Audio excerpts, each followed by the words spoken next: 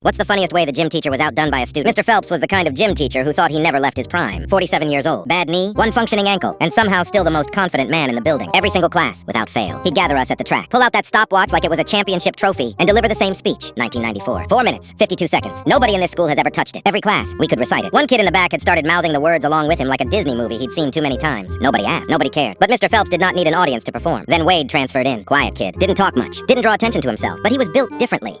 The kind of shape you notice and don't mention out loud. We didn't know anything about him. He'd only been here a week. Mr. Phelps ran his speech that day like clockwork, full delivery. The year, the time, the legacy. He even paused for dramatic effect at the end like he was waiting for applause. Wade was sitting on the track tying his shoes. He didn't look up. He just said, "I can do that." The whole class went dead silent. Mr. Phelps blinked, then he laughed. Not a polite laugh. A full, loud, dismissive laugh. Like a man who had never once been challenged and found the concept genuinely amusing. "Son," he said, pointing the stopwatch like a finger gun, "I will give you an automatic A for the entire semester if you run a 4:52. Wade didn't respond. He just stood up and walked to the starting line. The class started moving toward the track without anyone saying a word. People stopped mid-stretch. Someone put their phone away. We all just felt it. Something was about to happen. Mr. Phelps blew the whistle, still smiling, still comfortable, still completely sure of himself. Then Wade ran. By the first lap, the smile was gone. By the second lap, the entire class had drifted toward the track and was just watching in silence. Mr. Phelps started jogging alongside to track the time, which, for a man with a documented bad knee, was a choice. He was moving faster than he probably should have been. Stopwatch up, and his face was doing something none of us had ever seen before. He looked nervous. Wade came around the final stretch and crossed the finish line. Mr. Phelps looked at the stopwatch. He didn't say anything. 10 seconds passed. Someone finally asked, "What was it?" He turned the watch around slowly. 4 minutes, 39 seconds. The class lost it completely. People were grabbing each other. Someone screamed. A kid who had been half asleep on the bleachers stood up and started clapping like he'd been waiting his whole life for this moment. Wade walked over to his bag, picked up his water bottle, and sat down in the grass. He wasn't even breathing hard. We found out later that week that Wade had been running track competitively for 6 years. State record holder in his old city. He just never mentioned it because nobody asked.